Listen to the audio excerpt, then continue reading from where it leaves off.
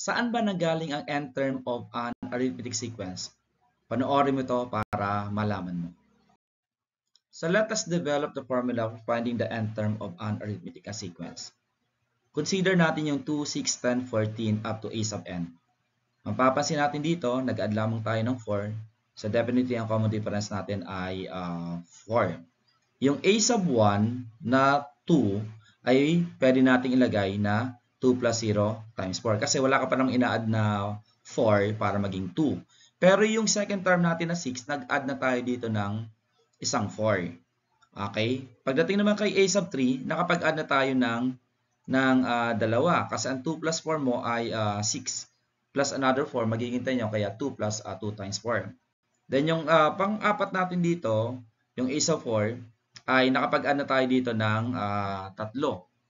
Ayan, so meron ka ng 2 plus 4 plus 4, that is 10, and then plus ng 4, kaya meron kang 2 plus 3 times 4. Okay, so kung i-observe natin yung pinaka-pattern natin dito, itong n mo dito ay 1, yung minultiply natin 4 ay 0, nag-minus ka lang ng 1.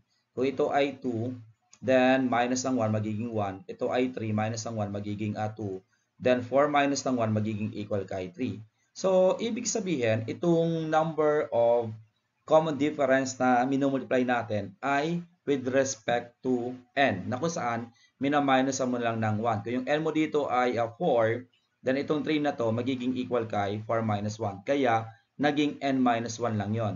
Na kung saan yung 2 mo dito is the a sub 1 and then yung 4 mo ay magiging common difference. So therefore, yung pinaka-formula lamang ng n term of an arithmetic sequence ay magiging a sub 1, a sub n is equal to a sub 1 plus the quantity of n minus 1 multiplied by d. So, dun lang nanggaling yung formula na yan.